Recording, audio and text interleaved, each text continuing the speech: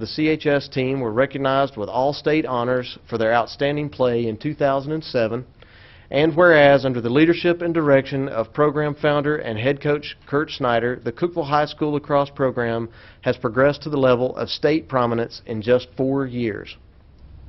Now therefore, I, Sam Salee, Mayor of the City of Cookeville, do hereby proclaim these athletic achievements worthy of recognition and commend Coach Snyder and the Cookeville High School lacrosse team for outstanding play and sportsmanship and for the recognition for their achievements having brought to Cookeville High School and this community this 7th day of June 2007.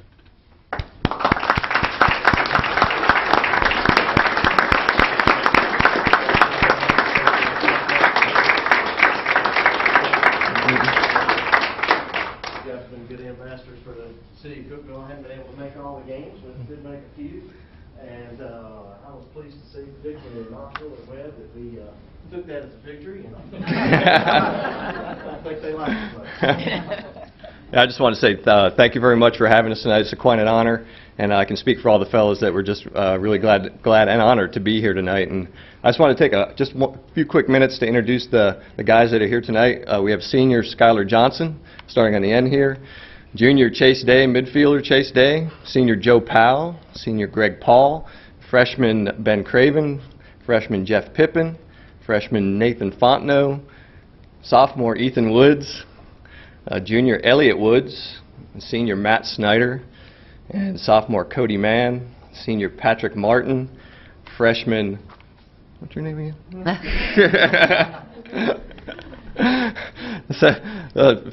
Sophomore Sam Stout, and sophomore Nathan Alexander. I can't believe it.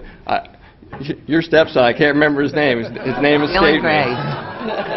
That is so embarrassing. I'm just used to yelling, "Hey, Adam! Hey, you! Get over here!" But anyway, we're just really proud to be here tonight, and just want to say thank you very much for this high honor. Thank you. Thanks again. You're welcome.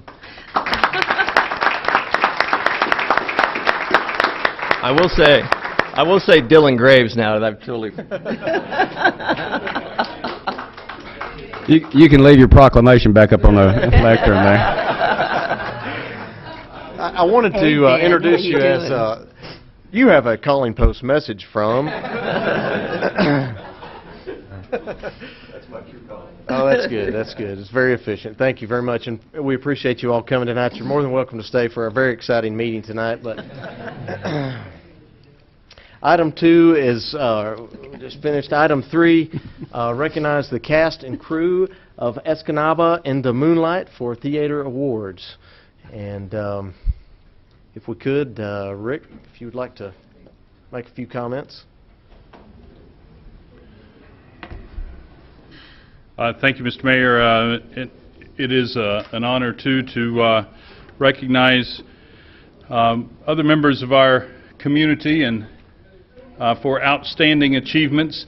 Not all the members of the cast and crew are with us tonight, but I would like to say that this production of Escanaba in the Moonlight has been really special for us, for the Drama Center Backstage Series, and has sold out probably every performance. Is that right? Every performance? Maybe from the very beginning 2 years ago. It's a wonderful production, and you do have one more chance to see it. It's June 16th at 7:30 p.m., just before it goes to the national competition. But I would like to take just a minute to say thank you to the cast and recognize the folks that are here. First of all, Chad McDonald, who's Cultural Arts Superintendent with the City of Cookeville and the producer of the show. Dave Johnson is there in the middle. Dave is the director of the show. Cast members that are with us: Steve Gwilt down on the end plays Albert Sodi, a memorable character. Patrick Manley could not be here, but Randy Randall plays Rimnar, Sodi, and next to Randy is one of the crew members, and that is. It's not Dylan Graves. That is Katie Randall. Sorry, Katie, I couldn't think of your first name. Katie runs lights for us, the show. Next to Katie's another crew member. That's Kim Frick Welker. And then right here we have two more cast members that are with us. The Jimmer Nagamini from Menominee. William Haas is right there, another memorable character. And Ranger Tom, Brandon Walls, is next to him. It's a great show. They've done a great job. They've won at the state level. They've won competitions at the southeastern level, and now they get to go to the national level and represent not only Cookeville but the state of Tennessee. Yay. We're very honored to have you all here tonight, and again, as ambassadors of our community, as you go out in these competitions, I know these things aren't given away, and you guys have worked hard and deserve more recognition than this, but we do have a proclamation that we would like to read for you tonight. Whereas the Cookeville Drama Center is a performing arts center serving the citizens of Cookeville and the Upper Cumberland, whereas the Cultural Arts Division of the Department of Leisure Services consistently produces high-quality productions as part of the Drama Center Backstage Series, and whereas the Backstage Series has won numerous awards at the state and regional levels representing the city of Cookeville and the state of Tennessee, whereas the recent Backstage production of Escanaba in the Moonlight has been selected as one of 12 productions from across the nation to perform in national competition as part of the American Association of Community Theaters Festival in Charlotte, North Carolina on June the 20th. Now, therefore, I, Sam Salee, Mayor of the City of Cookeville, do hereby recognize the cast and production crew of the Backstage production Escanaba in the Moonlight for their awards and achievements, and commend all involved for their contributions that they have made to the local, regional, and national arts community. Thank you very much. Way to go, Dave. Really good. Yeah, he was. Yeah.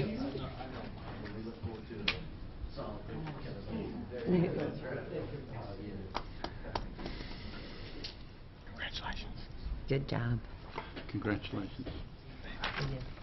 Okay, well, thank you very much. It's a great show. If you haven't seen it, it is really a good performance. I enjoyed it so much when we saw it earlier.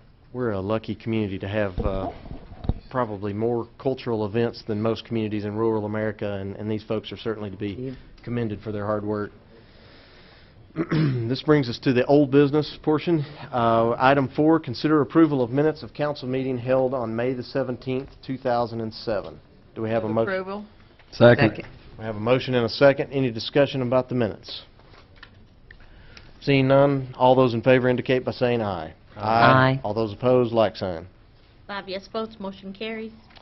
We have a consent agenda tonight with item 5, setting a date for a public hearing on ordinance 070612, annexation of Bunker Hill Road, Lovelady Road area, and resolution 070606, adopting a plan of services for the same, and setting a date for a public hearing on ordinance 070613, amendment to section 208, landscaping, screening, and buffer yard requirements of the Cookeville zoning code. Sponsor Kathy McLean. Do we have that date? July the 5th, 2007, 6 p.m. for both. And do we have a motion to approve do we need a motion to approve? So moved. Second. Motion and a second. All those in favor indicate by saying aye. Aye. All those opposed, like sign. Brings us to new business. Item 7, consider on first reading ordinance 070617, amending Title 18, Chapters 1 and 2 of the Cookeville Municipal Code relative to water and sewer rate increase. Sponsor Ronnie Kelly. Let me kick through this. We have an ordinance before you tonight to increase the wastewater rates. Our recommendation is, I've given them out during our work sessions. If you've got questions, stop me. I'll go through it real quick. It's to raise the sewer minimum from $4.50 to $5.50, and raise the per 1,000 gallons from $2.42 to $3. That'll generate sewer revenue of about $666,000 a year. The water recommendation is to raise the inside minimum bill from $5.88 to $6.50, and to raise the 1,000-gallon rate from $2.26 to $2.50, and the outside rate from $8.82 to $9.75, and the minimum bill and the 1,000-gallon rate from $3.39 to $3.75. That total generates about $393,000 a year in water revenue. What's that do to the current customer's bill? It's a 10%, around a 10% increase on the water, and it's about a 22 or 23% increase on your sewer bill. Typical residential customers, 5,000 gallons, currently it's about $3.16. It would go to $14.50, which is a $1.34 a month increase. The sewer rate increase would be from $16.60 to $20.50, which is a $3.90 increase per month on the sewer bill. And I've got those in your packet. This is a sheet that we do that sort of compares our rates with other rates throughout cities similar size to us throughout the state. The highlighted in yellow is currently where we rank, and this was last year's in 2006, about this time of the year when the surveys come out. If you insert our new rate, this is where we would fit in that new rate on that scale. But by the time we just sent in our new rates. When we get this back later in the summer, I wouldn't doubt if we're not back up in the same spot we were, because other people are raising their rates also. This is on the water. This shows you where we are on the sewer and where the proposed rate would place us on that scale. I put in there, I just pulled this off. Oak Ridge, they just raised their water rate 40%. And this is just a little article I pulled off their website, or off the newspaper's website. This is just a graph showing our water rates versus the state average, and it's just graphed back since '92. And you can sort of see we have stayed under the state average and continue to stay under, and there's a pretty big gap there. Even though we're raising our rates, we're still going to have a considerable gap under state rates. We're a little bit closer on the sewer, but you can still see there's a considerable gap below the state averages. Let's see what else I've got there. I think that's all I had on the slides.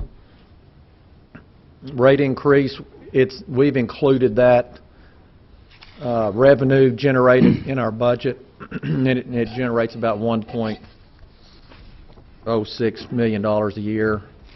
That money is going to be going to fund, we probably got $20 million worth of sewer projects coming up in the next few years, all the South Cookville projects and lots of other projects.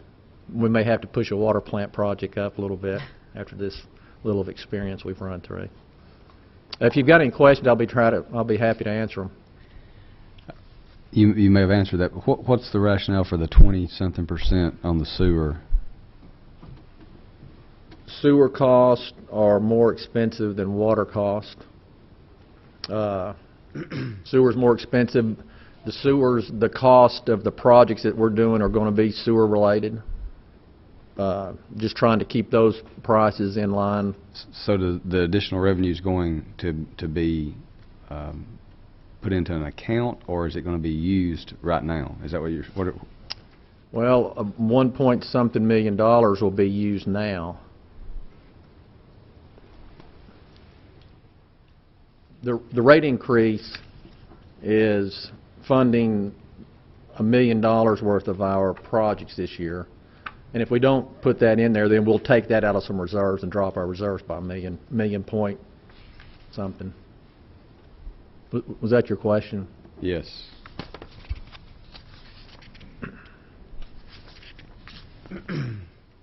So are you thinking that really the rate increase, are we planning for the future, or are we just sort of playing catch up? Well, you're sort of, let me get back to where. Is it? Mm-hmm.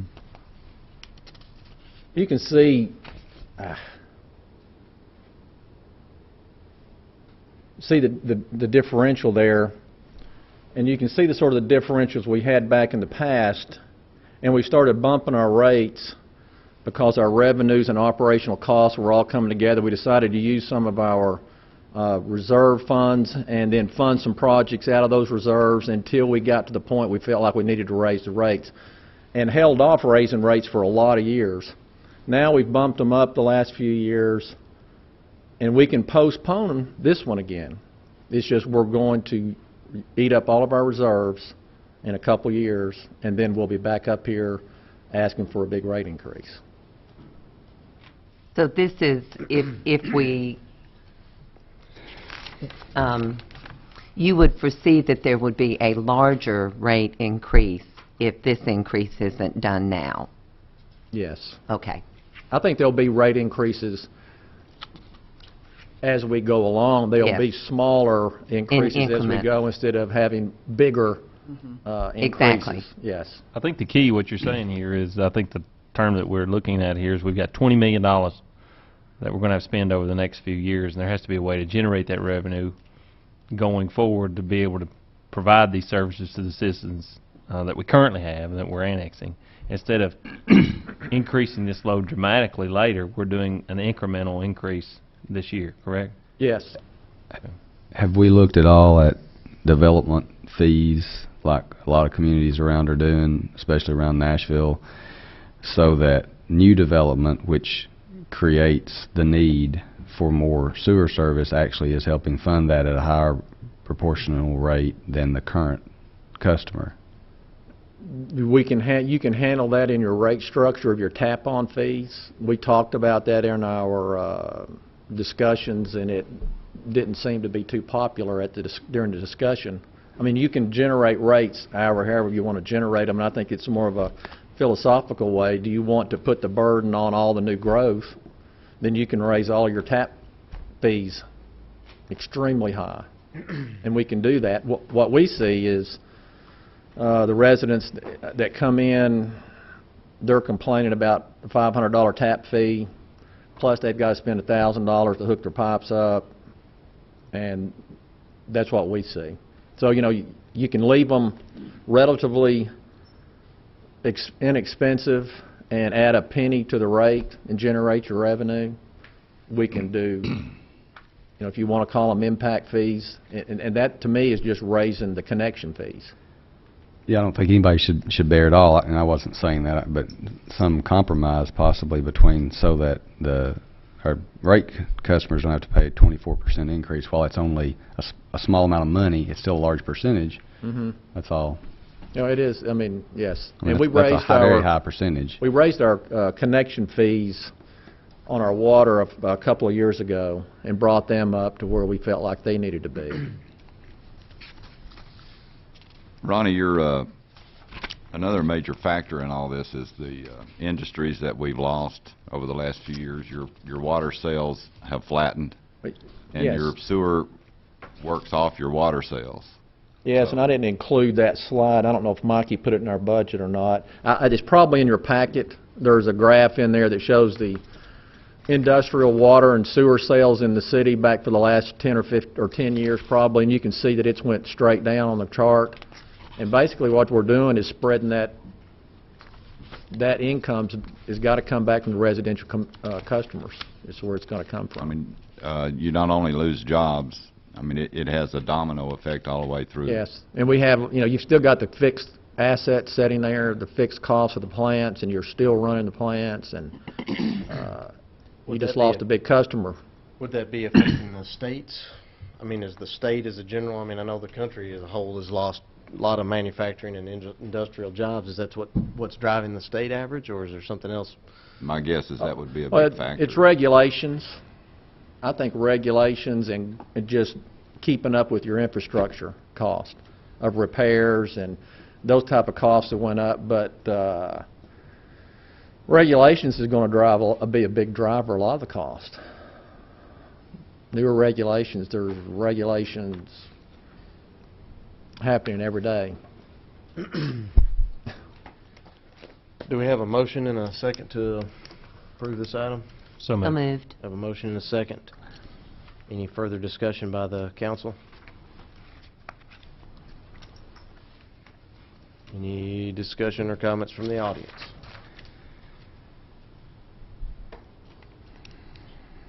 Yes, sir.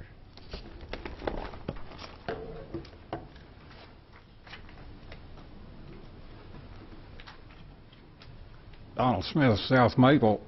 Be interested in knowing what the capacity is for water treatment by the city of Cookeville on a daily or monthly or annual basis, and how much of that we're using. Same for wastewater treatment. Our water treatment plant, we average about 10.5 million gallons a day, except for days like you've seen here recently when we basically are pumping what we can pump and get through the plant. At the sewer plant, we average, it's a 14 MGD plant, and we're averaging probably 7 million gallons a month on an average. 7 million per month. 7 million. A day. A day. A day. Yes, a day. Said month. Yeah, 7 MGD. And we just got through doubling Oh, the we- size of it, right? A few years ago. Yeah, that was back in the early 90s. Well, that doesn't seem like that long No, ago. I to know, me. but it, Just a whisper. Mm. yes.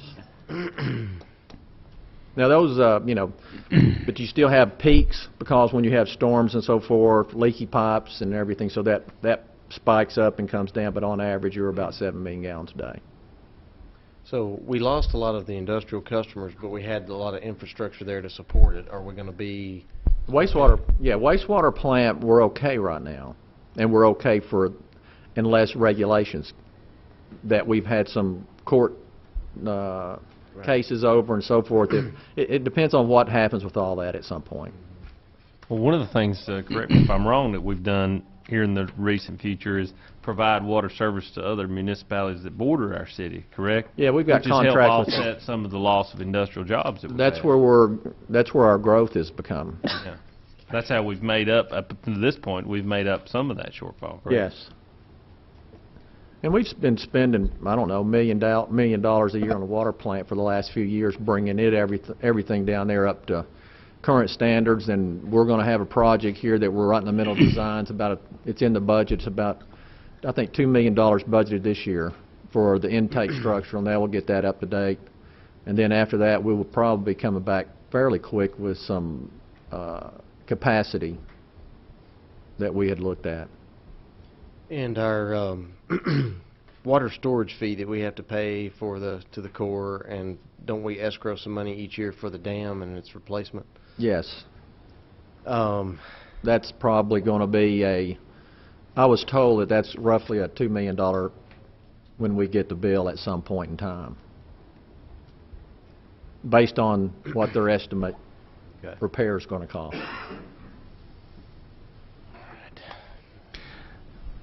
No, my only comment would be, and I appreciate the work you've done, as we go forward over the next year or two, and we're going to require these more increases, I would just challenge all three of our directors of our utilities to look at ways to mix it up, not just all on the consumer, and I know you all do look at those, but maybe present us some things like that as well, what other communities are doing, and not to put all the burden on developers by any means, but also not put it all on their residential, because we do have to make up that lost revenue, so maybe we can come to some middle ground and where everybody can swallow it a little We can better. I'll be happy to do some cost comparisons on rates or tap fees. It's fine. Sewers, we're pretty low.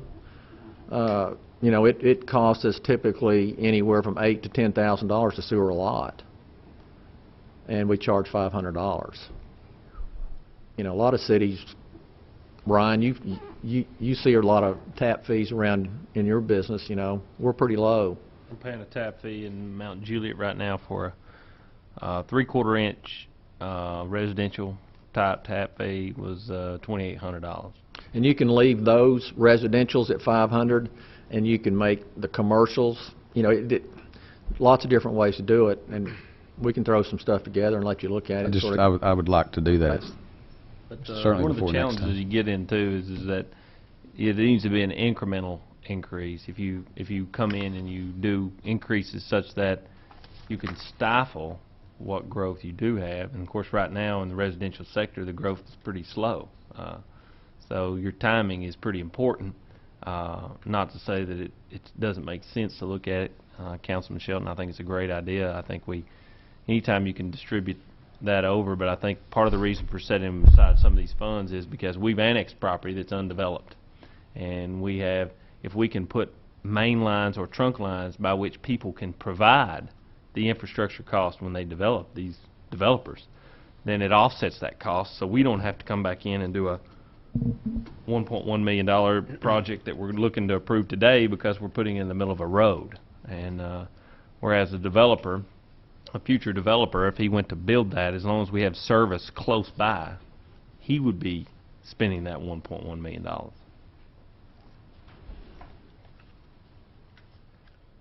Any further comments? Any comments from the audience? Seeing none, all those in favor of the motion indicate by saying aye. Aye. All those opposed, like sign. Thank you. 5 yes votes, motion carries.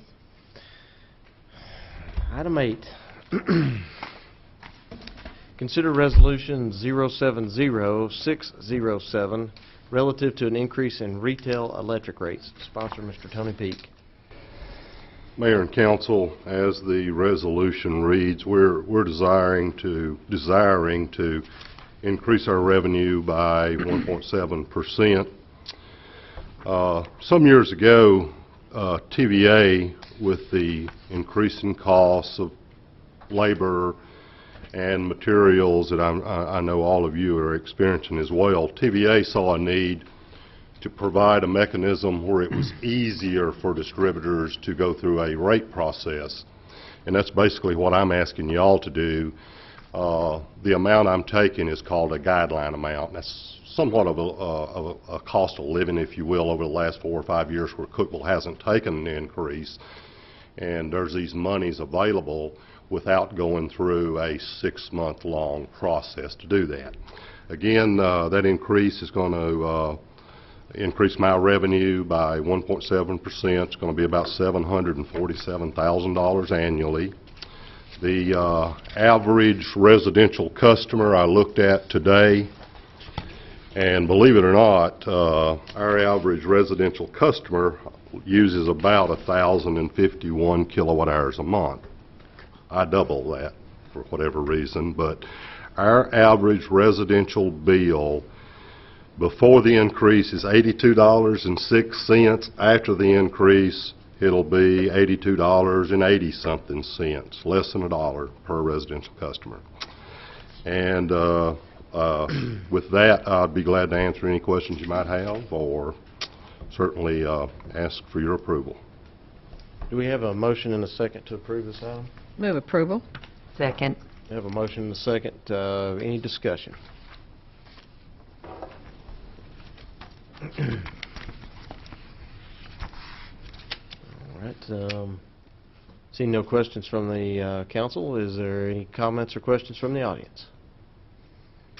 Seeing none, all those in favor of the motion indicate by saying aye. Aye. All those opposed, like sign. 5 yes votes, motion carries. Thank you. Mr. Peak. Item 9, hold a public hearing and consider on first reading ordinance 070614, providing a tax levy for the 2007-2008 fiscal year. Sponsor, Mr. Mike Davidson. Mayor and council members, I have quite a bit of information tonight regarding the budget for 0708. I'll try to be as brief as possible. Most of this you've seen at previous work sessions. Please stop me if I'm moving too fast at any time, and I'll answer any questions you might have. The tax levy for 0708 is again 79 cents. There's no property tax increase for 0708. That 79 cents is broken down between 4 different funds. The general fund would receive 58 cents, which would generate approximately $3,551,000 for the general fund. Our debt service fund would receive 16 cents of that, which is approximately $979,000. The economic development fund would receive 4 cents, which is $245,000 for that fund, and then the quality of life fund receives a penny, which is roughly $61,000. And I'd recommend your approval. Do we have a motion and a second? So moved. Second. I have a motion and a second. Any discussion by the council?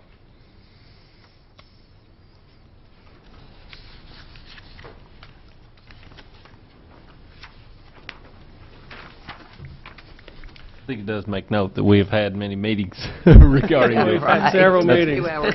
on the budget. Not just for those who may be watching for the first time, I think.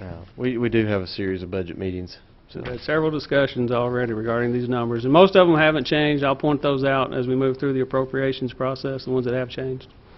any comments from the council? Any comments from the audience? Seeing none, all those in favor of the motion indicate by saying aye. Aye. All those opposed, like sign. 5 yes votes, motion carries. Thank you, Mr. Davidson. Item 10, hold a public hearing and consider on first reading ordinance 070615, authorizing appropriations for financial aid to public service, nonprofit, and charitable organizations for the 2007-08 fiscal year. Sponsor, Mr. Mike Davidson. Mayor, council members, again, our nonprofit contributions this year, we have total budgeted at this point $590,275. One of the items that has changed since our last work session regards the library, the contribution to the library. They had made a mistake in their budget, sent the information to us last week. What they basically have asked for, in addition to the original $11,886 operating increase, is additional $11,250 for some capital items they have budgeted. They've asked the county for their half of that too. They've asked the county for $11,250 also. We have it in the budget to approve that, contingent upon also the county funding their share of it too. And that's the only item basically that's been changed since our last work session. If you would, I'd like to point out some other items in the contributions to the nonprofit. The airport, we have an additional $10,000 in there for their air show. And we're also funding the Fall Fun Fest for Cityscape again at $15,306. Mike, Yes. we need to get that agreement out with the county about the library. I think the county's portion is 55% and ours is 45%. Okay. Well, we can definitely look at it and see if we can even reduce that some. Nobody knows that, but those of us that's been here for 40 years Okay. or whatever. But We might be able to cut that Yeah. even a little bit more. Was there an itemized, what kind of capital did they want? They have, I don't have it with me, they have a computer lab. They received a grant for some computer equipment that will fund part of the furniture in that computer lab. There's design fees, I think, for the expanded library. Part of that is in that $11,250, our share of it. There's one other small item, and I can't think of what it is off the top of my head. Okay. But it was basically the furniture for the computer lab and the design fees for the expanded library. Okay. Do we have a motion and a second? So moved. Second. Motion and a second. Any discussion by the council? Or you were continuing on, right? Well, I can run down the list if you'd like me to just to point out each one. Funding for each nonprofit, and it won't take but a second. $307,807, which includes that $11,250 for the library.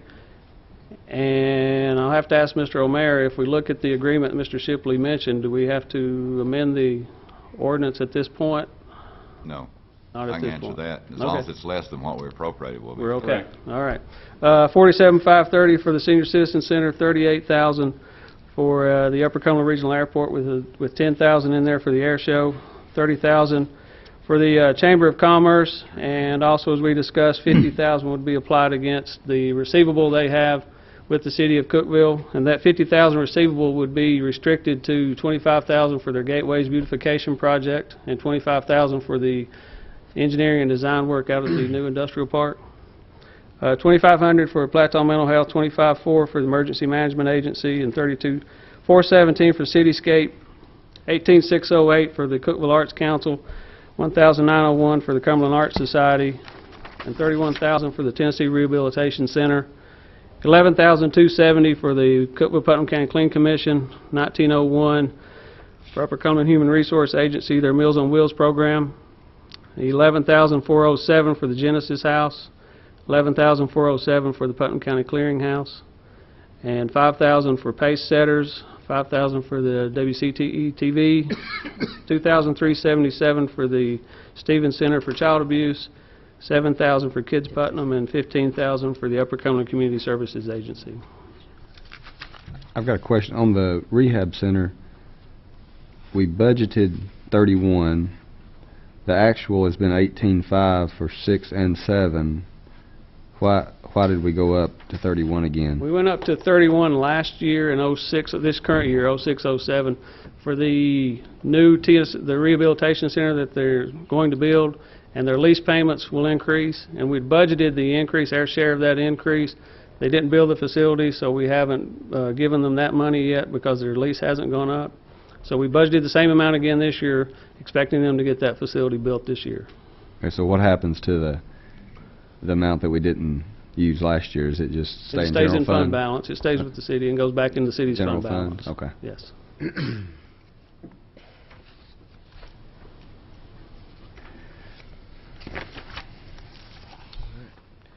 we have any further comments by the council? Any comments from the audience? Seeing none, all those in favor of the motion indicate by saying aye. Aye. All those opposed, like sign. 5 yes votes, motion carries.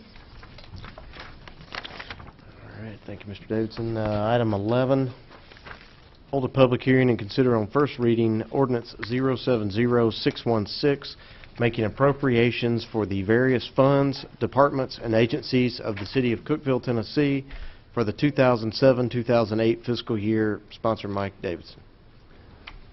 Mayor and council members, again, I have a lot of information here. I'll try to be as brief as possible. Again, starting out with the general fund, just a quick note about revenue. Again, no property tax increase.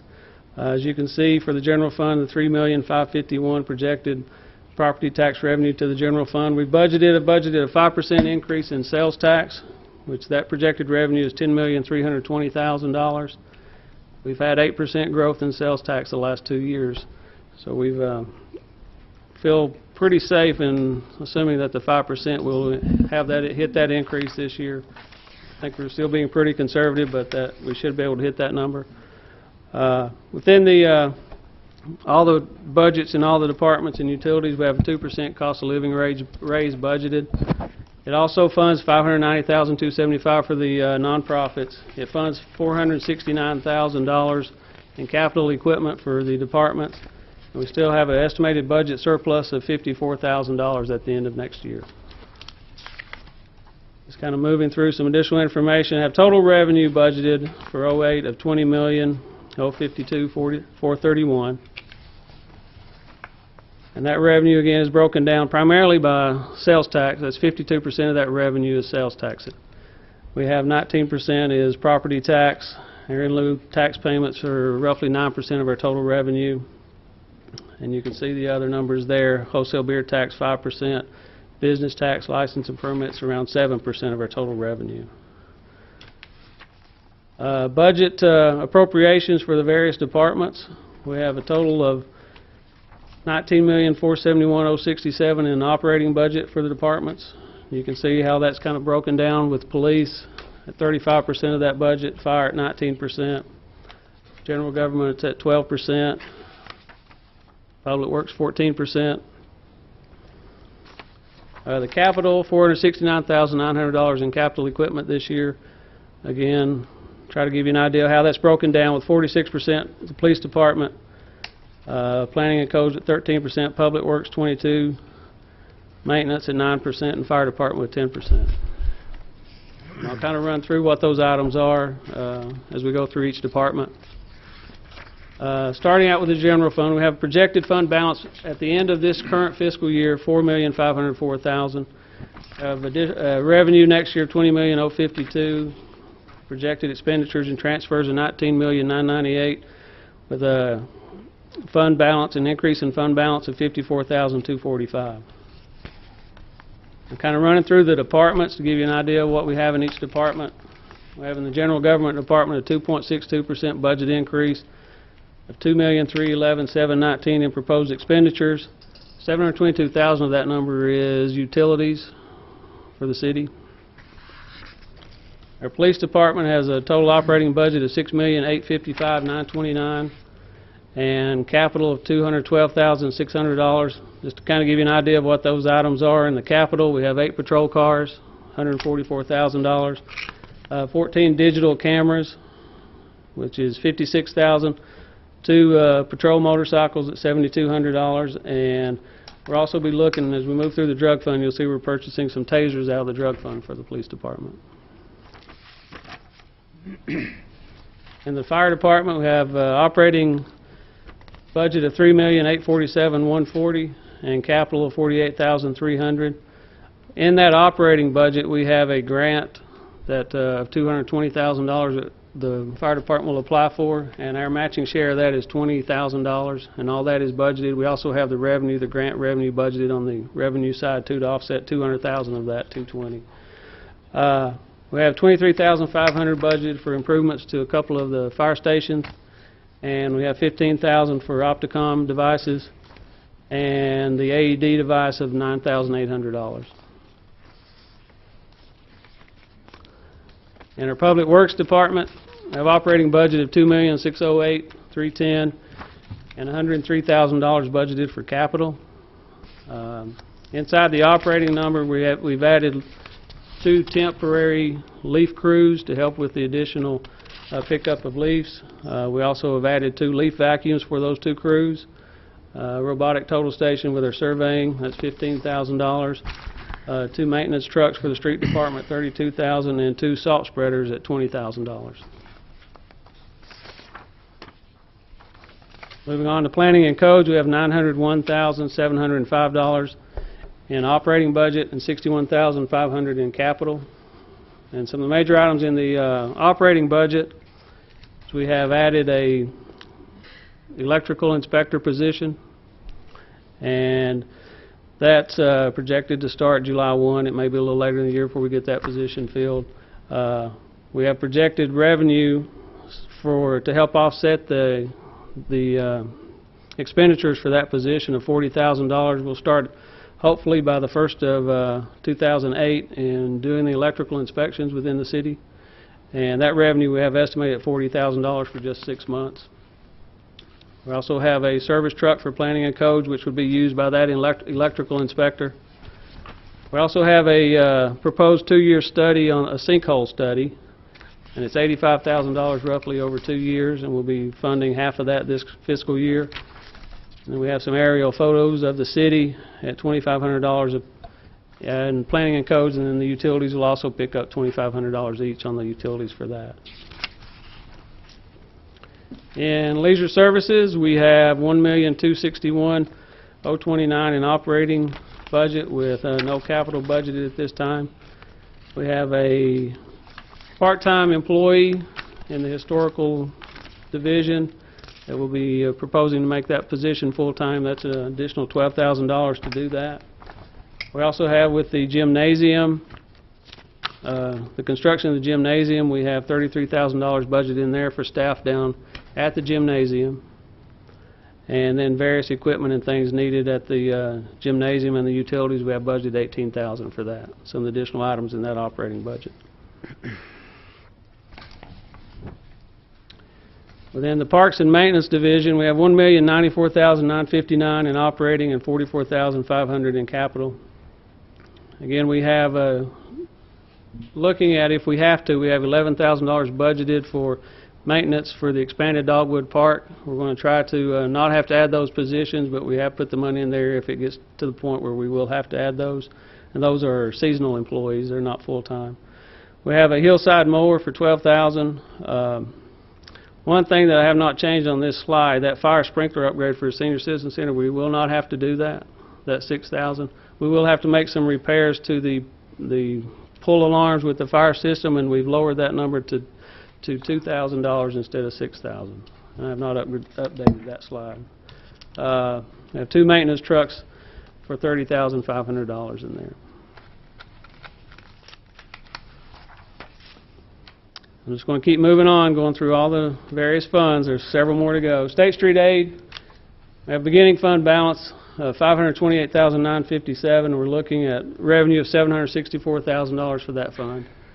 We have expenditures and transfers in that fund budgeted at $761,100.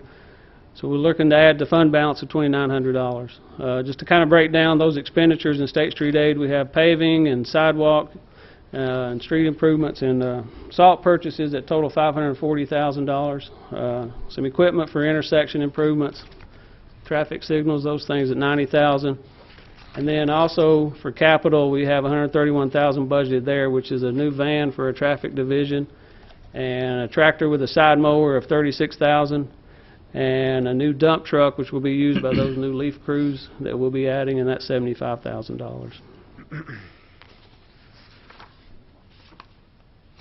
Our sanitation fund, we're looking to have a fund balance of $519,621 at the beginning of the year. We have revenue budgeted of $1,251,500. We have expenditures of $1,338,558. So we're looking to pull out a fund balance $87,000 this year. We've had that fund as low as $250,000. We've continually built it back up, and we're needing to pull it down this year because we need to purchase a front-load sanitation truck. That's $220,000 that we need to purchase. Residential collection is $283,000. We have commercial collection, $502,000. Other various expenditures is $87,948, and then the capital is $320 with $100,000 for dumpsters and the $220,000 for the front load sanitation truck. And then we're also transferring $144,000 from that fund. We transferred to the debt service fund, which helps offset the cost of the 3 automated sanitation trucks that we purchased in the past. And next year we'll look to lower that $144,000 amount and start building this fund back up so we can replace those automated trucks in a couple of years, the oldest one in that fleet. Our Economic Development Fund has a projected beginning fund balance of $646,601, additional revenue of $265,100 with projected expenditures of $226,100, and we're looking to add to that fund balance $39,000. The expenditures in that fund is the debt payment on the property that's been purchased for the new industrial park. That's $226,000 this year. Our Quality of Life Fund, we have a projected fund balance at the beginning of the year of $116,952. In that fund also we have $100,000 reserved for the Rails with Trails project. We have revenue budget at $99,330. and expenditures budgeted at $46,110. So we're looking to add to fund balance at least $53,220. And the expenditures in the Rails with the Quality of Life Fund, we have $31,000 roughly budgeted right now for Rails with Trails. That number could change a little bit, and I may have to bring a budget amendment back to you at some point during the year, depending on how far we progress with the Rails with Trails project. Right now, that's basically finishing up the engineering on that. And they also have $15,110 for operating and some improvements out at the sports complex.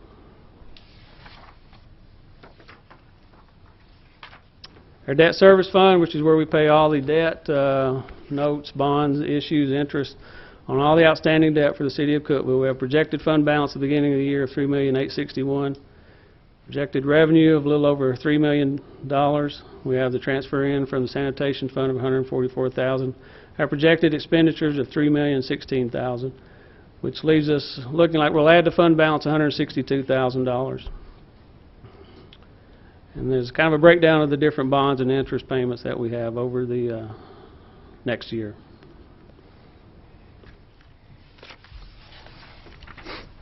I'm just going to keep moving along until you have questions.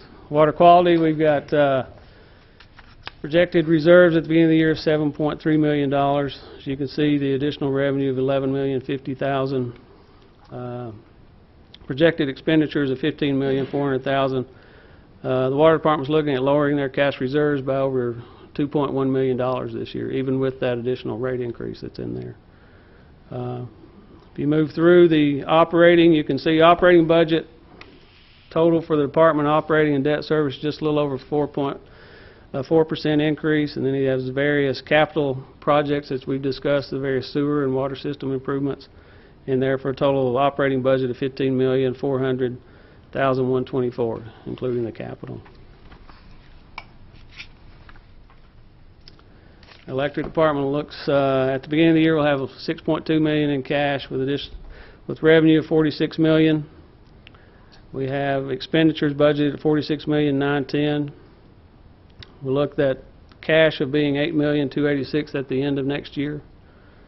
And the total budget increase next year for the electric department is just a little over, or a little under 2%, 1.88%.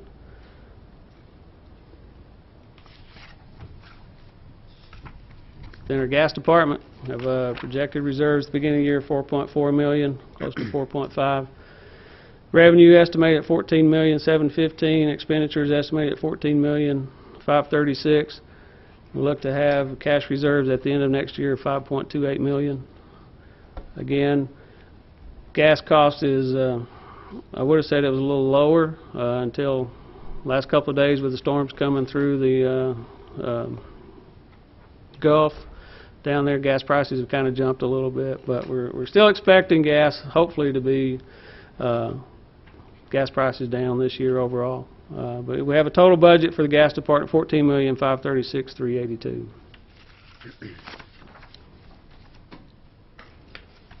Moving along with the employee health insurance fund, we have a beginning fund balance of $4,079,000. Additional revenue, $3,355,000.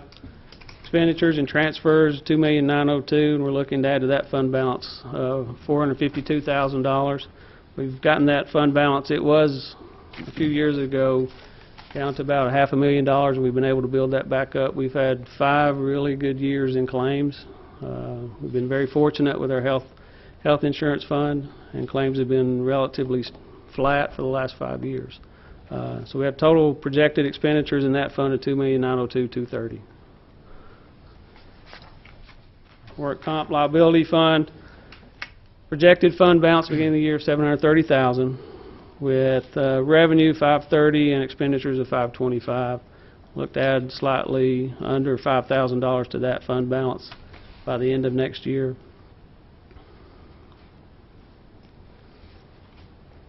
Your customer service fund, which is funded by the utility departments, have projected revenue, which is coming from the utilities to basically cover their expenses, and those are expenditures are budgeted a little over, or $1,082,390.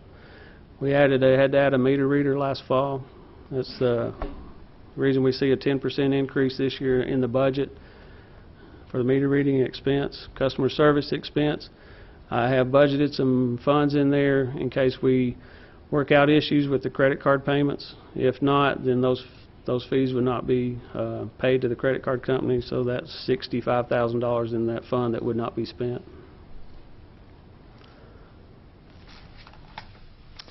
The Cookeville Regional Medical Center has a total, or had projected cash reserves, which I believe include some bond proceeds that they have on hand for their expansion over there. They had beginning reserves at $42,771,000. We're looking at $196,609,000 in revenue and $247,191,642 in total expenditures. $50,600,000 of that $247 is for their hospital renovations. They're looking to end the year with over $31 million in cash reserves. A question: why do we not have a breakdown budget from them? I have the work session is where you had copies of that, and I can get you additional copies if you want to see it again. Please. I have my copy with me if you have a specific. No, just want to look at it. Okay. Did the $50 million for the new expansion, that is the balance? Is that the full amount of the project that the previous council appropriated, or is there going to be additional revenue in the budget next year? Do you know? I'm not sure. Jim, are you? I think there'll be additional expense next year. But They plan on spending $50 million Million of that this $80 year. million this year. This year. And my guess is they won't get that much spent, but And we re-verified the in lieu of tax payment using the formula, and it is the rate is consistent with the rate that we have there. It's consistent. Once the additional renovations are completed, that number would change quite a bit. go up quite a bit. Yeah, quite a bit. The renovations aren't on their books yet, Right. and once those are, then that number would jump quite a bit. But if we had another, I guess the question is, the other departments, when we calculate their in lieu of taxes or another group, we use the same formula. There's no additional revenue on top of that formula. Using the same formula that we use for electric, gas, and water. I believe that number recalculated, Jim, we looked at it the other day, was Right at 750,000. Yeah. 739. 739, I believe is what it was exactly.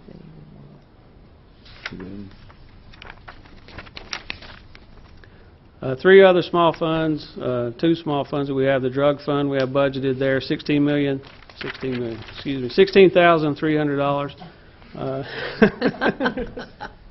And we also have some tasers coming out of there. We have our tree board fund at $2,500. Animal control fund, we have operating budget of $195,503, and we have budgeted there $400,000 for the expansion of the shelter down there. That $400,000 would come out of the reserves from the Sawyer Trust that we have.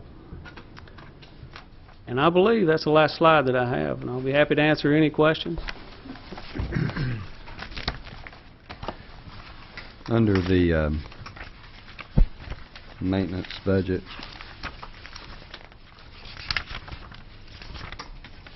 Parks and Maintenance, Yes. do you have a, page 19, do you have a breakdown on the two vehicles, the two maintenance trucks? One is a regular cab, four-wheel drive. The other one is a two-wheel drive No, I know compact. the cost. The cost, the four-wheel drive is roughly $17,000, and the two-wheel drive, what we did, I looked at the state bids for vehicles, comparing those state bids, and a four-wheel drive regular cab we can, on state bid right now, is less than $17,000, and a two-wheel drive truck is less than $13,000. Say something about it. So that's how we came up with the $30,500 budget for those two trucks.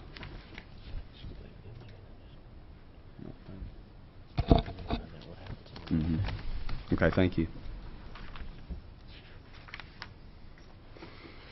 I'm going to ask one more question about the in lieu of tax. Okay? When we calculate the formula for the other departments every year, does that incrementally go up as that formula reads? It typically goes up. Did we have an increase in lieu of tax payments from the other departments? We did it from the gas department. We did from the electric department. And I believe water's decreased somewhat. How did he get that? It's, Would be it's Yeah, based on right. income is part of the, Right. Oh, okay. yeah, it's Income's part of the formula is net income. yeah, Since his income, or It operating. was a little revenue. lower this year than previous year. okay. Yeah. There were some years the gas departments went way down when they were, Yes. gas department was losing money. But electric department has gone up every year since I've been here, And I can't recall. yeah, About $750,000 a year now. yeah. We do appreciate all? it, too. Thank you, electric department. There, on the fire department, the capital budget, I know there's been some issues with some of the vehicles in that department. Is that something that we're going to look at as a bond issue at a later time, or? We're going to look at, we've discussed looking at the trucks, new fire trucks. Pumper truck and aerial truck is possibly making that part of a bond issue. And that'll come at That's good. At a later I wanna date. buy a fire a truck. later date, but within this budget year. Yes, yes. But did you have some general, you needed some regular vehicles, didn't you need regular vehicles also? We had originally put in for captive vehicle, take 3 vehicles and purchase 1 vehicle for that. How much was that? 24,000, I believe is what they requested. If you remove the grant money, from their budget, and the grant money that they receive, their percentage of the pie, I guess you would say, Would We drop would- to 3.1%, some 3.7, I think is what it is.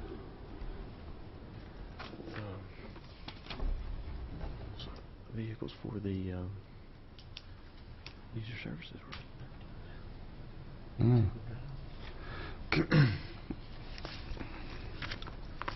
So right now, the captains, they have a vehicle or they do not have a vehicle? Each one of them has a vehicle. They are they're old police car vehicles that we have acquired, that they're running in, and we were proposing taking those 3 high mileage cars. They're also getting to be high maintenance vehicles and putting them in one vehicle that they would drive here and pick up and then have here. Well, aren't they on call all the time? They are subject when we have recalls, but they're not paid to be on call. And what type of vehicle was it, the 24,000 that you had specified? Doing a Explorer type vehicle, command vehicle, so that they got room to do boards and stuff like that in the back of it. How much would it take if we could find the money to fund 3 vehicles so that they could still have, since they are subject to be on call, and find good used vehicles like we've had very good success throughout the city doing that? Could you find 3 good used ones for $12,000 apiece? I'd have to do some research on it. I think probably yes, but again, if we're looking for all of them to be similar in style and be able to give them the command type vehicle, I'm not sure if we can or not. Without doing some research, we'll probably glad to. Well, you wanted to get an SUV so they could carry equipment and stuff, is that right? Well, between our second reading, will you bring that back? Will you research that and see what you could find 3 command type vehicles, good used ones that you think would be serviceable, and see what that would be, and bring that to our attention, please? The credit card fees, without going into a whole lot of detail about that, I know we obviously want it to make it as easy as possible for people to pay those utility fees. But currently, you can use a debit card, which is like a credit card, right? Currently at the counter here at City Hall, you can use a debit card, which is similar to a credit card other than you have to enter a PIN number. Okay. And that's actually coming out of the checking account as opposed to a charge against your credit account, and then you have 30 additional days, I guess, to pay that back to the credit card company. Or a bank draft. And then We have bank draft. That's a great method. You don't get air miles for anything. You don't get air miles for bank drafts, though, but that is one of the, I wish more customers would sign up for that. It works great. We have probably 2,500 customers or so, I think, on bank draft right now, Out of 10,000? out of about 18,000. How many? 18,000? 18,000? and what 2,500 did you say? Mm-hmm. So does that cost less money, obviously, right? Oh, yes, much less. The Could credit- we incentivize people to do that somehow? I have thought about that and tried to figure out a way to encourage people. Nice Kupel coffee mug. Coffee mug. I just haven't come up with anything yet Haven't even Send them gotten each one a- of those mugs. bring to you as a recommendation on that, but I have considered that. I just haven't come up with something yet that's feasible. I would rather, I mean, you know, I want to make it as convenient as possible for people, but if it's the difference between 3 command vehicles for firefighters that are saving our community from burning to flight miles for somebody, I support spending that money somewhere else. So hopefully we can.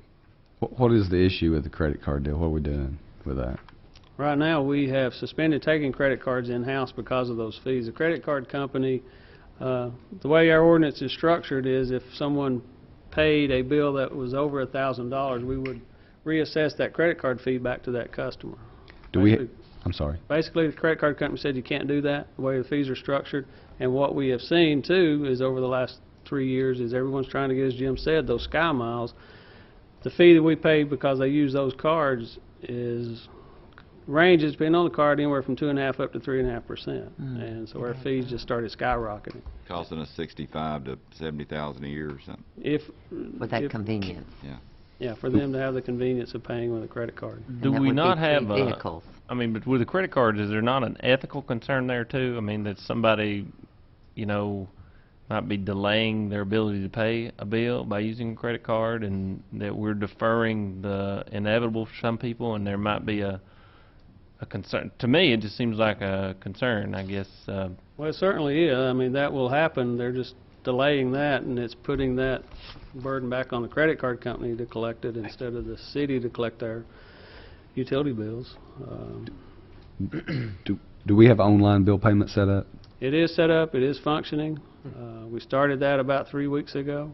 I believe Lindsay had an article in the paper a couple of Okay. weeks ago about it. It's on the bills with the web address, how to make those payments. I agree with Sam. I don't see any point in continuing the credit card. We've got plenty of options for them, and I think that's great. Online or draft or debit or... That's, If it didn't cost us anything, I mean, I I agree. certainly wouldn't have a problem with it, although I think Councilman Williams certainly has a valid point, but the fact that it costs the rest of us, I just don't think it's hardly fair. But I mean, it's a cost of doing business for a business. However, you know, I don't know that it belongs in this kind of business possibly, so.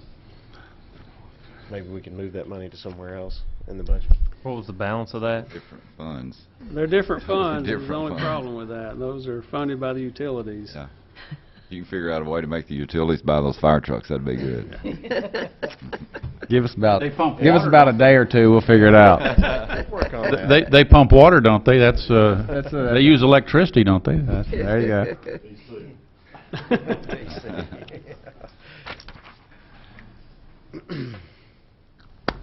Do we have any other questions or comments for?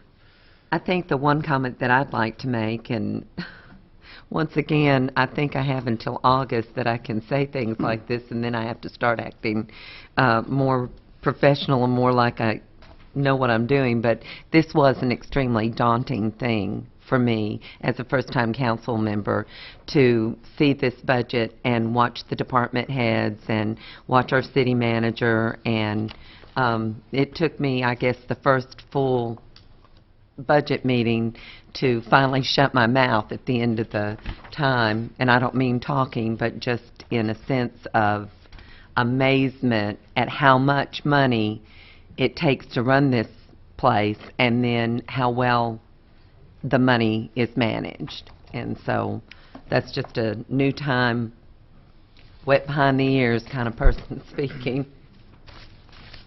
Very well put. It is a lean budget. I think, what was the last year that we had a property tax increase? It's been. Yeah, that's another thing. We're not raising property taxes. We are having to fund ourselves with some increases on the utilities, some of those, but it is a lean budget, and I know that the department heads, public works facility, I mean, there's a lot of things that have been put off and put off and put off, and it would be nice to have everything, but our department heads have prioritized, and we've worked on it, and I know Mike Davidson has spent a little bit of time on it, so. Last time we raised taxes, we put the Economic Development Fund Development and Fund and Quality Quality Life, Life Fund which together. was 3 years ago? 3 or 4 years ago. Yeah, oh, 3. But raising the taxes for just the general operation of the city has been a long, long Long. time. The only other time during any of our council term was when the state took our money. We had to do it. Yeah. We had to increase it just to cover the operational that they took from us, so. We're very lucky. I certainly hope that we can continue to keep the cost of living here in Cookeville down and make it an affordable place to live. I know that's one of our marketable things here in this community, and I certainly hope we can keep it that way. But at the same time, it's nice to have good roads and nice water and sewer and electric and fire and Police, everything. We're very lucky Hospital. here, so. library, theater. Any other comments? Comments from the audience? All those in favor, let's see, this is hold a public reading, yeah. Do we need a motion and a second? We do. Oh, yeah. Motion and a second to approve the proposed budget. All those in favor of the motion indicate by saying aye. Do we have a motion? No, we don't. Oh, no. We gotta have a motion first. We don't have a motion. Do we have a So moved. motion and a second? We have a motion. Second. Second. All these numbers have clogged my mind. We have a motion and a second. Any further discussion? Seeing none, all those in favor of the motion indicate by saying aye. Aye. Aye. All those opposed, like sign. Thank you. 5 yes votes, motion carries. I believe we're to item 12, consider resolution 070608, authorizing the electric department to proceed with providing electric power to residents annexed in 2000 through 2002. Sponsor Mr. Tony Peak. Mayor and council, again, as Sam read, this is it's authorization for my department to proceed with the transfer of those customers that were annexed during 2000 and 2002. There's 9 of those areas.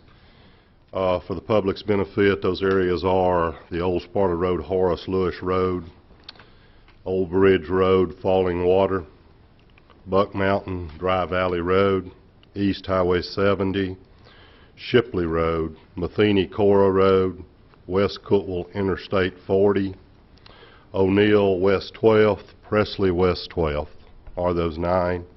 And again, I'm sure you as I would like to forget about the last 7 years of lawsuits with Upper Cumberland concerning these customers.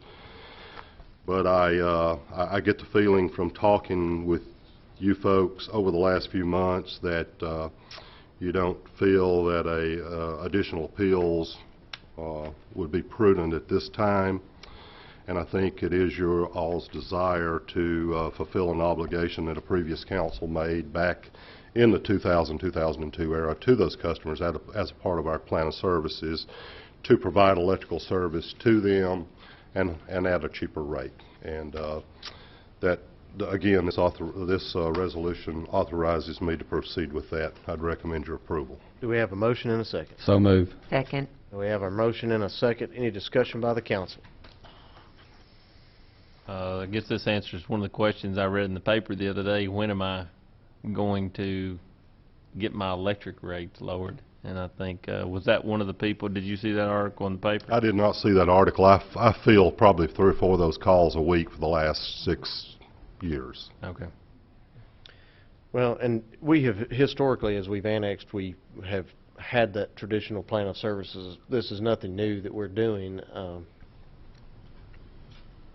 So we just need to carry forward. We're fulfilling our word. That's right. Any further discussion by the council? Any comments from the audience? Seeing none, all those in favor of the motion indicate by saying aye. Aye. Aye. All those opposed, like sign. 5 yes votes, motion carries. Thank you. Item 13, consider ratification of private chapter number 45, House Bill number 2394, enacted by the 105th General Assembly, which amends Chapter 223 of the Private Acts of 1961 and any other acts amendatory thereto relative to the charter for the City of Cookeville. Sponsor, Mr. Jim Shipley. Mr. Shipley, before you begin, if I could, housekeeping matter, after the number 45 in the first line, we should add as the caption of this action, Private Acts of 2007. I overlooked that when I read that agenda. It's private chapter 45, Private Acts of 2007. Yeah. And the same would hold with item 14 when we get there. I apologize for not catching that later. It just popped out at me as I was reading it. So does it change on the actual, what we're looking at here, the copy of the state House bill, or just? It just changed the caption of the item that you're considering. It makes it clear that it's private chapter 45 of this year's private acts. Okay. Not a 61. No, Yeah. it's the rest of the, Changing. right. Yeah. Okay, this this private act was enacted by the legislature based on the fact that the council back in the fall passed a resolution asking them to make these changes to our charter. And I'll try to recap those briefly and then try to answer any questions you might have. This chapter will allow the council to set its own compensation. Right now the charter says that council will be paid $100 a month. And by changing this takes away the need to send it to the legislature any time a council needs to change their compensation. The section that deals with powers is really just housekeeping. It's an update. I added some boards that weren't there when the charter was written. Section 211 changes the appointing authority of the city clerk. The current charter, the city clerk is appointed by the city council. This changes it to be appointed by the city manager and confirmed by the city council. Section 212 changes the date of induction of a new council into office. The current charter says they'll be sworn into office on the second Monday following the election, and the second Thursday following the election we have a council meeting anyway, so this changes it to that regularly scheduled meeting.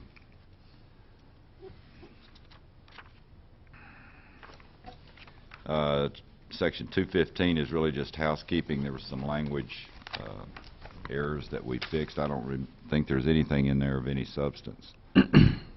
The city court is also just housekeeping. And in Section 7.07, the current charter says that the city attorney will be appointed by the city council to serve a 2-year term. This leaves that language in there, but also adds language to give this council or any future council the option to create a legal department directed by a full-time city attorney. And that, I think, deals with the major changes. Do we have a motion and a second? So moved. Second. We have a motion and a second. Any discussion by the council?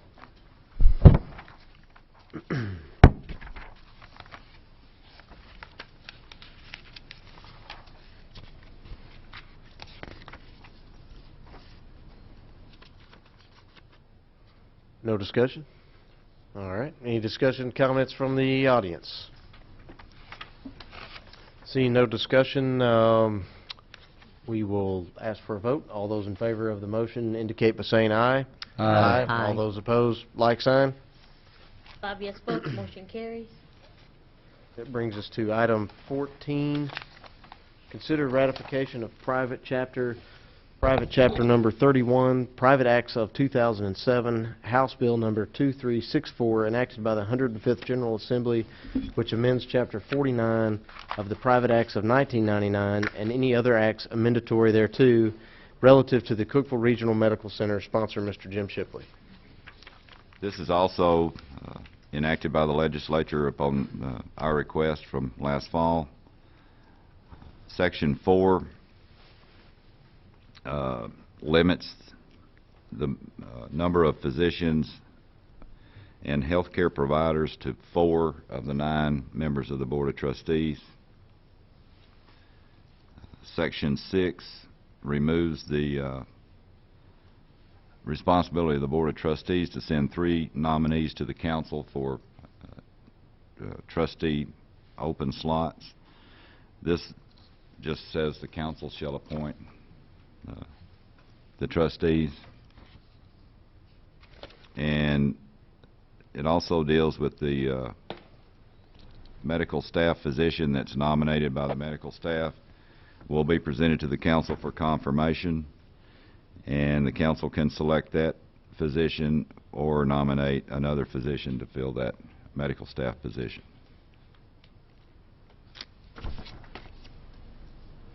And I'll be happy to answer any questions. Do we have a motion and a second? Move approval. Second. We have a motion and a second. Any discussion by the council? I have a few things that we've talked about in our work session. The portion of this that does the limiting of the physicians. The one thing that I guess we talked about initially, I think that we all are in agreement that the premise, and this is on a national level, I think we've all been educated through the Estes Park Institute on running public hospitals, that it's a good idea to not have not have a majority of physicians running your hospital, like sitting on your board. So I think we all sort of agree that 49% should be the maximum number of physicians that sit on that board, and I think that that has been our intent. There has been some discussion about, you know, when you read here, it says, at no time shall include more than 3 physicians and no more than 4 licensed healthcare providers. The discussion was raised, a physician is a licensed healthcare provider, and so do we even need the portion there that reads 3 physicians? But a licensed healthcare provider could be a nurse practitioner, a physician's assistant. All those are healthcare providers counted in. So I think that was the determination, that if there was 3 doctors, there could be one other, either nurse practitioner, physician assistant also. Right, I just, I think. Which brings a different perspective to the board as well. well, the comment was made the other day that there were some additional things that needed to probably be looked at. I think the hospital had some concerns, and the comment was made that maybe we should go ahead and pass this and then look towards maybe revising this, fine-tuning this wording to just make it clearer and less ambiguous. And, you know, the problem that I have with that is, to me, I take it as a pretty serious thing for us to be changing the charter, and I hate to just change it knowing that it's not saying exactly what I think it should say, although the intent is, I think, pretty clear. It's a little bit vague. It's seems like it's trying to make a catch-all there, and if we're going to come back and change it, I just don't see why we should be changing the charter today, knowing that we're going to come back in a year and revisit and change it again. Mayor Slee, I think what we did in the fall was we discussed this and unanimously decided that this was the change that we wanted to make as a council, and that I think the only really vote that we have tonight is whether we agree to adopt that which we've sent to the legislature to approve, that we've asked them to approve. And I agree, if we had further changes, those should have been further discussed in the fall before we sent this to the legislature. But it was my understanding in the fall when we sent it to the legislature that we were all okay with it. That's why we all voted unanimously to proceed. I think from my standpoint on this, particularly in the beginning of my tenure as a council person, when we were first discussing this, I was not as clear as I should have been. And I agree with Mayor Salee that the wording here, I think, could possibly, well, it can be ambiguous, and I would prefer that it say 49% rather than be this specific. I feel like it needs to be looked at again. But then on the other hand, we did send it to the legislature, and I feel like I failed in not discussing it enough at the time, not knowing exactly just how much to throw my weight around. I guess I don't understand what's ambiguous. If this wording makes happen what we all are saying that we want to happen, which is no more than 49%. That's what this word, if a physician or a licensed healthcare provider is elected mayor of the city of Cookeville, and the membership of the board of trustees includes 3 physicians or 4 healthcare providers, the mayor shall appoint another city councilman to serve as his or her designee. That takes care of never having a majority of healthcare providers on the hospital board. So I don't understand what the ambiguity is. Which we had during the last. I mean, there is, what's ambiguous about that? If you know you don't want a majority of healthcare providers, that's what this wording states. I'm not sure, I don't understand what's ambiguous about it. Well, and I think the specificity instead of the ambiguity is that not only do we encourage that physicians participate in the board, but we also encourage participation on the board of people that are in the medical field that may not be a physician. And so this allows for someone like Jean Davis to serve on that board when she was a nurse. So I guess what we're saying is that it opens the door to allow a further or a greater cross-section of a group of people to do that, to serve on this board, which I think we all were in agreement was a good solution. And because it could be that through the appointment or through of this board that there is no nurse or physical therapist or radiology tech or someone other than a physician. And so that's why I thought we were all in agreement of this before we sent it to the legislature, as I said earlier. Well, and also in regards to coming back and revisiting it, I feel like one of the things that in any situation, whether it be business or city life or home life or wherever, there's constant change. And I feel like the wonderful thing about our system of government in the United States of America is that we're able to revisit things. And if, you know, I feel like we've gone to a lot of trouble sending this off, and I'm uncomfortable with it, but I'm comfortable enough with go ahead and going through with it because of Senator Burke's and Representative Fincher's work in this, and by taking it to the House and the Senate for us. And as far as changing the charter again in a year, I don't think that's such a bad thing. You know, no, we don't need to tamper with it and be willy-nilly with it, but certainly I feel like I failed by letting this leave the city of Cookeville. That if I was that strong about it, and I should have been, then I should have voted no before it left the building. Well, I also feel that this explains exactly what I thought the intent was, to make sure that we had a good representative of medical or health care professionals on the board. And if we used a more broad term of just health professionals, then we could end up with, well, we have 2 slots actually for physicians, but we could end up with 4 physicians in these slots, and I don't think that is the intent. And that I'm hearing what you're saying, that you want to have more health professionals, and I'm a little reluctant to speak since I'm a health professional. So, and I'm not, and I do want you to know I fought years ago to get physicians on the board so that they cannot ever be changed.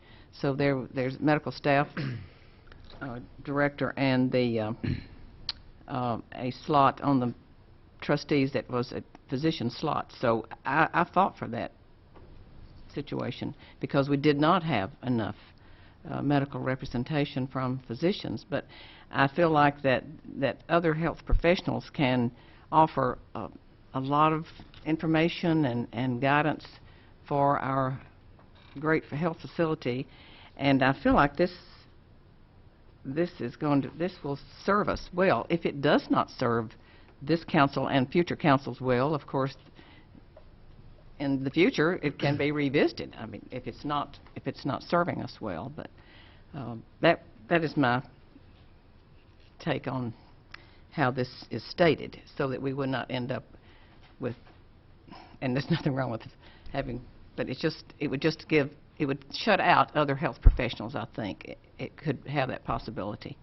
Well, and I think that there were some, and this was, we did discuss this in the fall, and sometimes upon further review, I guess maybe, other ideas are exposed and thought about that maybe weren't thought about initially. So I think it's probably a good idea to reread and look over things. But the Tennessee Association of Hospitals, or I'm not sure the exact organization, but there were a memorandum sent out that basically said that a lot of times that communities will, in our situation, will actually have slots for each position on the board.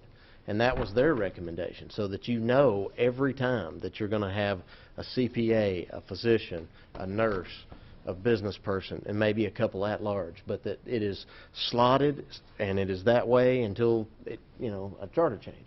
So, maybe that's something that we should come back and look at, because I certainly see your point. Yeah. That, I guess what I was thinking was that if there were 3 doctors on there, what would the interpretation be of this if you had 3 physicians, or 2 physicians and a nurse, and I mean, or even 3 physicians, and then the doctor said, well, yeah, I'm a physician, but I'm also a licensed healthcare provider. I mean, is he a physician or is he a licensed healthcare provider? A physician is, they're all healthcare providers, but the point is, and I have a little different perspective on it now, being in the medical field myself, a healthcare provider it's much more than a physician. As I said, it's a nurse practitioner, it's a physician's assistant, it's a nurse. Sure. And all these people bring a very diverse perspective on things, and that's why I think it's important that there is a slot for someone. While physicians are very important, there needs to be a slot for the others that fall under healthcare professionals that are not physicians. So, I mean, however you word it, Right. that's what this wording does. It says 3 physicians and then another healthcare provider, which would include someone else in the healthcare field as we've defined, Right. except Right. a true physician. I got you. So that brings that diversity to this, which I think it so desperately needs. I don't disagree that at some point we need to look at it again and have slots. That's not a bad idea at all, because this is, as you said, this is one of the most important things we do as a council. I take it very seriously.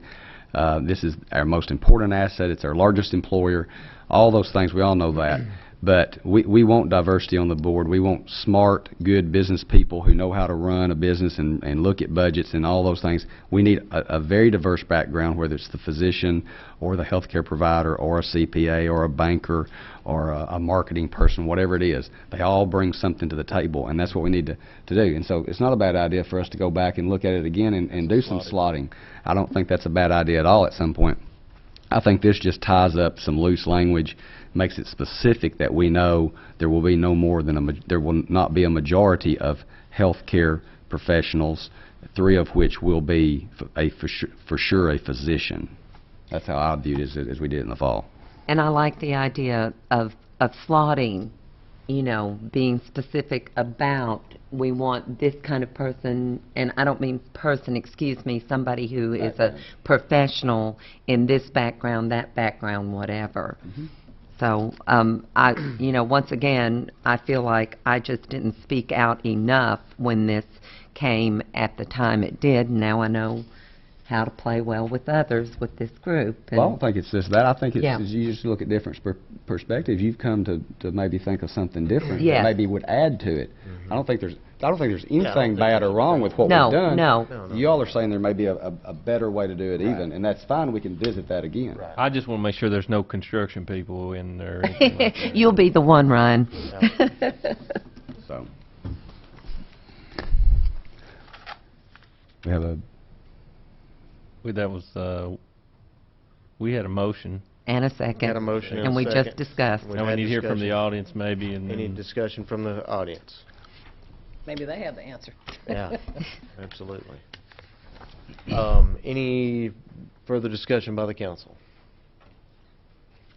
Well, I'll tell you, I really sort of had apprehensions about supporting this, but I think that I can support this, but I really would like to Amen. look at the slotting. I think that's, initially we went into this trying to prevent a majority of doctors, which is, I think, universally accepted on the council and other places. But I think maybe we should look at that and revisit that issue. so there's not a majority of anything. Right. Right. That's what you're Exactly. okay. That's fine. And I think that what that might do is keep a more consistent balance of the administration of the hospital, because you know specifically the types of people that are going to be running it. So. Any more discussion? Seeing none, all those in favor of the motion indicate by saying aye. Aye. All those opposed, like sign. 5 yes votes, motion carries. Item 15, consider authorizing the city manager to enter into condemnation proceedings relative to Fairground Lane improvements. Sponsor, Mr. Jim Shipley. Mayor and council, I think there were 42 parcels, that we had to deal with for the Fairground Lane project. We're down to 3 parcels that we can't seem to come to an agreement with. So I need authorization to condemn those properties so we can get the project started. Do we have a motion and a second? Move approval. Second. Motion and a second. Any discussion? I'd just like to say, I don't think at any time does the city of Cookeville, or any government for that matter, enjoy the proceedings of condemnation. But I think with the expansion of Veterans Drive onto that unimproved Fairground Lane Road, we have almost created a safety hazard, and I get comments every day about when are you going to do something, Yeah. and are you going to put a light at the intersection of South Walnut and Fairground. So it's not a pleasant thing to condemn someone's property, and I don't enjoy doing that, but as a matter of public interest, I think it's something we have to do. So, any other discussion? Any comments from the audience? Seeing none, all those in favor indicate by saying aye. Aye. All those opposed, like sign. 5 yes votes, motion carries. Thank you, Mr. Shipley. Item 16, consider awarding the following bids. 16A, transformers, lights, and wood poles. Electric Department sponsor, Tony Peak. Mayor and council, you should have 3 bid tabulation sheets, the first of which is for 2 different types of pad-mounted transformers. Recommend both those items. Low evaluated bid meeting specs go to Power Supply. On the second tabulation sheet, 2 items, flood lighting and off-roadway lighting. Item 1, Stuart Irby has the low bidder meeting specs. Item 2, Wesco has the low bidder meeting specs. Third tabulation sheet for 3 different sizes of poles, North Pacific, on all 3 items being the low bidder meeting spec, and recommend your approval. Do we have a motion and a second? So moved. Second. Motion and a second. Any discussion by the council? Any discussion, comments from the audience? I'm sorry, Mayor, I had a question.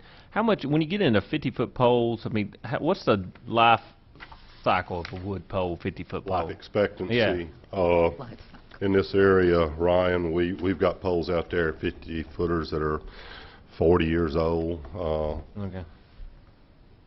Probably some older than that. Why do are some probably rotted. municipalities use the concrete ones then? I guess is what I'm wondering.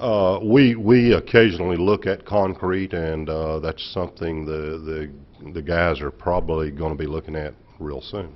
Well, the reason I was asking that, I hate to use the word life cycle, I guess, in an incorrect way, but I just didn't know when we're buying poles like this what the price, difference would be. I'm clueless as to what that would be, and I just they're exponentially. Concrete's just so heavy, the transportation costs are unreal. Oh, okay. That's one of the things that's been holding us off. Now, we have a few concrete poles, not only transmission but distribution. Cleveland, Tennessee, and some other areas are using quite a few distribution poles, especially inline poles where they don't require a lot of guying and stuff, but we are looking. On a concrete pole, can you relocate it like a, yes you can? Or? Yes, you can. They, some of the transmission poles, you actually have a foundation and you bolt the pole, or you have a couple of pourers on the concrete pole. But some of the others are just sitting around like a wood pole. A 50-foot pole, this is a dumb question, but how far does it go down in the ground? My engineer's here, and I might refer to him. I think it's 7 foot, Sam.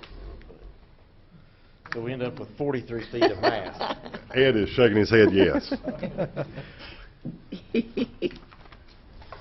Any other comments, questions from the audience? Seeing none, all those in favor of the motion indicate by saying aye. Aye. All those opposed, like sign. 5 yes votes, motion carries. Item 16B, Bunker Hill Road Sanitation Sewer Project, sponsor Ronnie Kelly. Thank you, Mayor and Mr. council, we recently opened the bids on the Bunker Hill Road Sewer Construction Project. Received 4 bids, and J&H Construction Company was the low bidder, $1,555,692, and we'd recommend award. Do we have a motion and a second? Move approval. Second. I think you, There it is. it's $1,055,000, right? Yes. $1,055,692. $692. Yeah. All right, any discussion by the council? Any comments from the audience? Seeing none, How long does it take to start this project? These people, I know when Mayor Womack was here last time, he used to get a bunch of calls about this subdivision. Oh, So yeah. he used to talk about this. I mean, is this something that's going to start in 30, 60, 90 next year? It'll probably start within probably 30 days, I would assume. He's got to get materials in, get his contract in. Okay. It depends on how quick he gets all that, and he's got his materials lined up to get in. We need a motion in a second. I thought We did. We did. We did. You didn't write it down? So move. Second. Got a motion and a second. Do it twice. I think Two motions, but we're not going to pay for this thing twice. Just one. Yeah, just pay One for it project. once. Any further discussion, comments from the audience? Seeing none, all those in favor indicate by saying aye. Aye. All those opposed, like sign. 5 yes votes, Thank you. motion carries. All right, thank you. I had a very lengthy meeting this evening, and glad that we had some fun at the beginning and recognizing some $267,000. very good things. And at this time, I'll open up the floor to any of the council that would like to make any comments or. Yes, Mayor, I'd like to personally thank the fire department for their hard work with their ISO rating. I was able to achieve a lower rate on my homeowner's insurance this year, and so I guess I was never asked my insurance agent that before. So the Williams family is able to go out and eat one more time this year. So we Puts appreciate that, we appreciate that that for your money hard back work. into the Yeah. local economy. So. That's right, but I wanted to take time to thank you for that, for the donation back to the Williams family. We're very lucky. We have a great fire department as well as other departments here too. Any other comments by the council? This time, we also open up the floor to hearing of citizens and/or delegations, and we strongly encourage you to come. We will be here again on the 21st. I will actually be absent from that meeting, and Vice Mayor Gene Davis will facilitate that meeting, and I'm sure do a great job. Any other comments, questions? Seeing none, I'll entertain a motion to adjourn. Moved and seconded. Oh, wait. Is that when you... Be careful, they're turning the lights out on us. Good